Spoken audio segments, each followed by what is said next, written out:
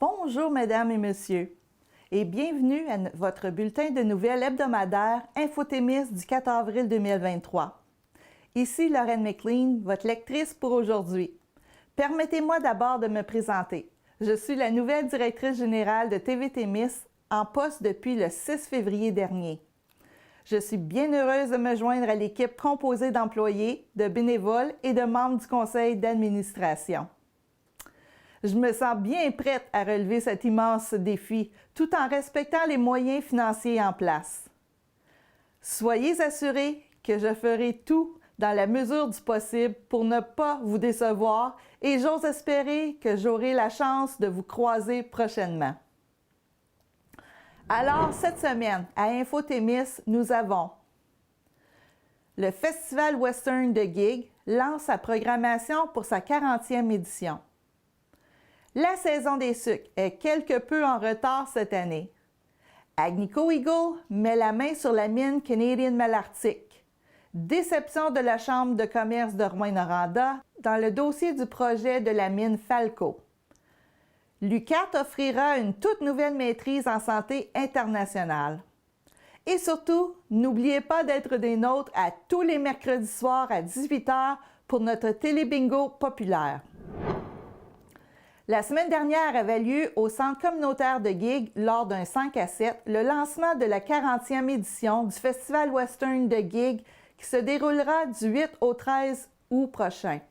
Le tout était suivi à 21 h par le spectacle de nul autre que Francis de Grandpré, avec son répertoire New Country totalement dans l'air du temps. À la programmation habituelle s'ajoutera des activités et des spectacles à la hauteur d'une 40e édition.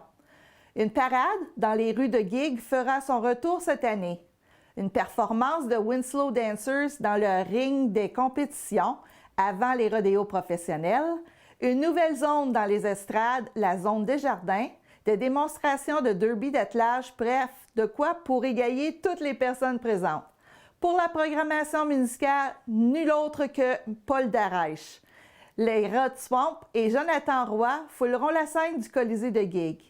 Ajoutez à ces têtes d'affiche les 8 sourcils, The Bounty Hunters et Stevens, en plus de groupes sous le chapiteau extérieur. Les enfants ne seront pas oubliés avec un spectacle des petites tounes le dimanche midi. Alors, de tout pour tous les âges et tous les goûts, avec ce grand rendez-vous annuel familial qu'est le Festival Western de Gig.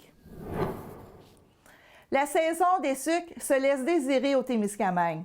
Alors que la plupart des érablières du Québec sont en activité, la saison des sucres se laisse toujours désirer au Témiscamingue. Le temps froid qui persiste a déjà retardé l'écoulement de l'eau d'érable d'environ 2 semaines à l'érablière Thème-Sucre de l'Aniel. Même s'il a coulé un petit peu au début de la semaine dernière, ce n'est pas suffisant pour lancer la production de sirop. Et la bordée de neige tombée samedi soir n'est rien pour aider. Selon Hugo Lévesque, il est tombé un bon 40 à 50 cm de neige dans le bout de l'Aniel et de Témiscamingue. Ça nous donne un petit peu plus de retard, le temps de dégager le pied des arbres. J'espère que cette semaine, ça va partir pour de bon.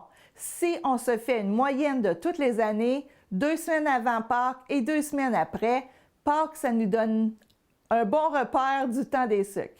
Mais ça se laisse attendre cette année. On a hâte de commencer, affirme Hugo Lévesque, propriétaire de Thème Sucre. Ce dernier rappelle que les érablières sont tributaires de la météo. Il faut du soleil, une certaine humidité, des températures chaudes d'environ 8 degrés le jour et des températures froides à moins 8 degrés la nuit. On est très dépendant de la température, nous dit M. Lévesque. C'est elle qui décide tout. C'est Dame Nature.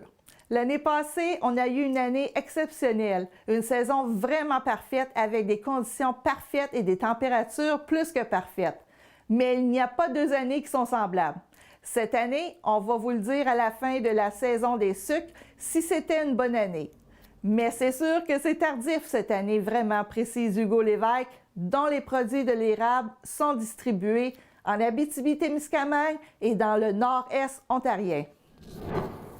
Agnico Eagle met la main sur la mine Canadian Malartic. En effet, la mine Agnico Eagle est désormais l'unique propriétaire de la mine Canadian Malartic et la mine Odyssey.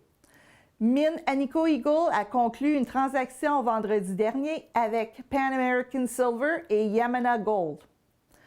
En novembre dernier, Agnico Eagle et Pan American avaient fait une offre d'achat à la minière Yamana Gold.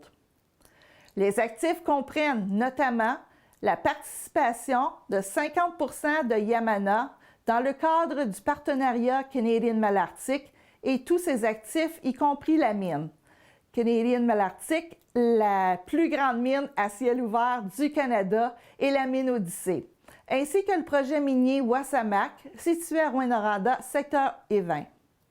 Cette transaction permet de consolider sa présence et d'optimiser ses actifs le long de la ceinture aurifère de l'Abitibi, au Québec et en Ontario, une région à fort potentiel géologique et où la société dispose d'un avantage concurrentiel du fait qu'elle y opère depuis plus de 50 ans.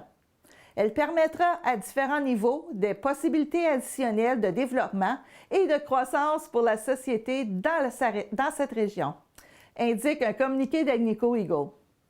Elle précise que les activités d'exploitation à la mine Canadian Malartic et le projet de la mine Odyssey se poursuivront normalement. La Chambre de commerce et d'industrie de Rouyn-Noranda s'inquiète de constater que le projet de mine de ressources Falco est en péril, précisant qu'il s'agit d'un projet qui fait l'unanimité au sein de ses membres. Ce n'est pas la fonderie Horn, mais bien le projet de mine Falco, un projet minier innovant, vert, soutenu par des gens qui ont à cœur le bien-être de la communauté et qui ont envie de se dépasser au niveau minier, affirme d'emblée le président de la Chambre de commerce, David Lecourt, pour décrire le projet de mine Falco. Il se dit très surpris et inquiet d'apprendre que le projet est en péril, puisque celui-ci se veut une occasion unique, selon lui, de développer une mine verte. Horn 5 est en fait un projet de mine souterraine sous la fonderie Horn. Ressources Falco souhaite y extraire de l'or et des minéraux critiques et stratégiques. Les installations de l'usine seraient situées derrière la fonderie Horn. Le ministère de l'Environnement estime que le projet ne respecte pas le règlement sur l'assainissement de l'atmosphère qui stipule qu'un projet ne peut être autorisé s'il est susceptible d'ajouter des contaminants dans l'air, dont la concentration est déjà supérieure aux normes en vigueur.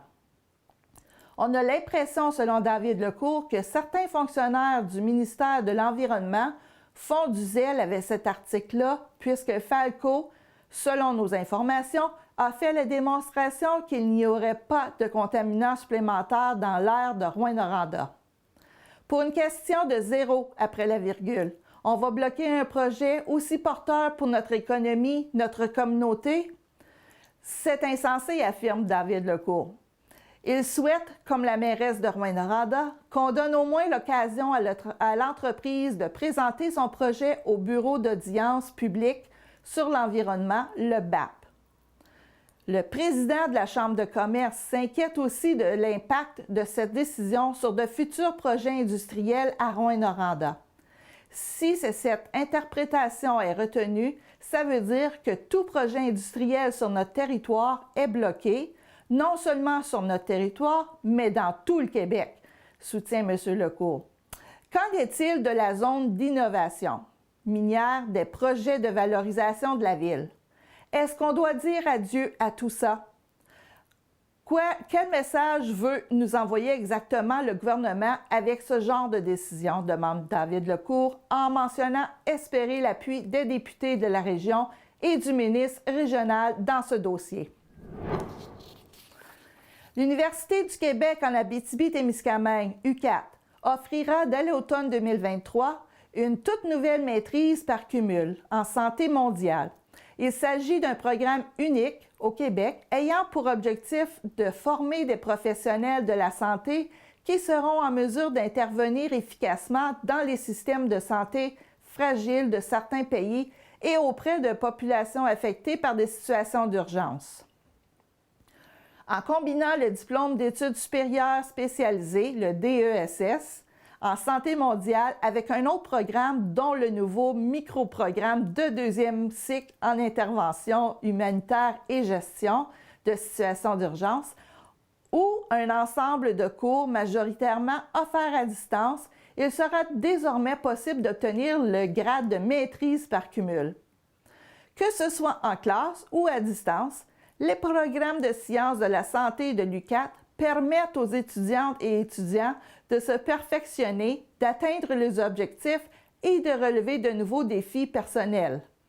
Au cœur de l'unité d'enseignement et de recherche en sciences de la santé se trouvent des professeurs cliniciens possédant des expertises dans des domaines variés et qui optent pour une approche multidisciplinaire de la santé. Les étudiantes et étudiants de premier et deuxième cycle ont également la chance de pouvoir participer à des projets de stage à l'international. TV Témis a procédé dernièrement au lancement de sa campagne annuelle de financement.